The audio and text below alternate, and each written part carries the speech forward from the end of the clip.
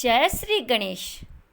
हर व्रत और कथा के बाद विनायक जी की कहानी अवश्य सुननी चाहिए।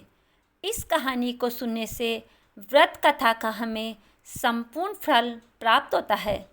विनायक जी की कहानी इस प्रकार है। एक गांव में एक भाई बहन रहते थे। बहन का नियम था कि वह भाई का मुंह देखकर ही खाना खाती थी।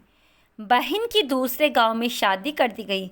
वह ससुराल का सारा काम खत्म करके भाई का मुंह देखने जाती। रास्ते में झाड़ियाँ ही झाड़ियाँ थी।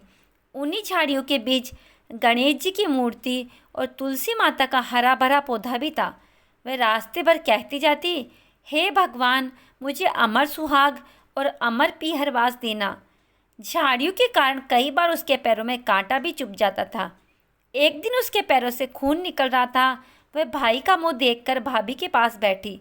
भाभी ने ननद से पूछा कि भाई, आपके पैरों में क्या हो गया है? तब बहन बोली कि रास्ते में झाड़ियों से मेरे पैर कट गए हैं। भाभी ने अपने पति से कहा कि आपकी बहन रोजाना आपका चेहरा देखकर खाना खाती है। वह जिस रास्ते से आती है वहाँ झाड़ियों के कारण उसके पैर कट जाते हैं। आप वहाँ का रास्ता साफ करवा दो। भाई ने कुल्हाड़ी लेकर सारा रास्ता साफ कर दिया। रास्ते में से विनायक जी, तुलसी माता को भी हटा दिया। इससे भगवान नाराज हो गए और उसे हमेशा के लिए नींद में सोता हुआ छोड़ दिया। उसकी पत्नी जोर जोर से रोने लगी। बहन रोज की तरह भाई का मुंह देखने के लिए निकली तो उसने देखा रास्ता साफ था। उसने देखा कि गणेश जी की मूर्ति भी यथास्थान नहीं है और तुलसी माता का पौधा भी उखाड़ दिया गया है।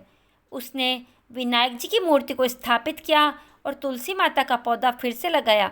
वह भगवान के पैर पकड़कर बोली, हे भगवान, अमर सुहाग देना, अमर पीहरवास देना। इतना कहकर वह आगे चलने लगी। इतने में ही आकाशवाणी हुई।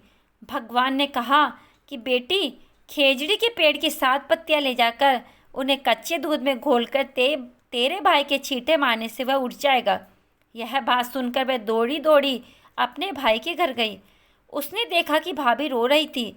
वह दूध से भरा बर्तन लाई थी और उसमें खेजड़ी की पत्तियां घोली। इस दूध के छींटे मारते ही उसका भाई उठ गया।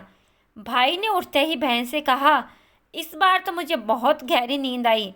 बहन ने कहा कि ऐसी नींद किसी को भी ना आए। बहन ने भाई से कहा कि भैया, आपने रास्ता साफ किया तो विनायक जी की मूर्ति भी उखाड़ दी। जब मैं आई तो वापस मूर्ति की स्थापना की। विनायक जी ने मेरी प्रार्थना सुनी। हे विनायक जी महाराज, जैसी उस बहन की सुनी वैसी सभी की मनोकामना पूर्ण करना।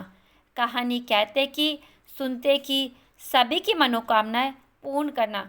जय श्री गणेश। अगर आपको कहानी पसंद आई हो तो वीडियो को लाइक अवश्य करें और चैनल को सब्सक्राइब करना ना भूलें। जय विनायक जी महाराज की।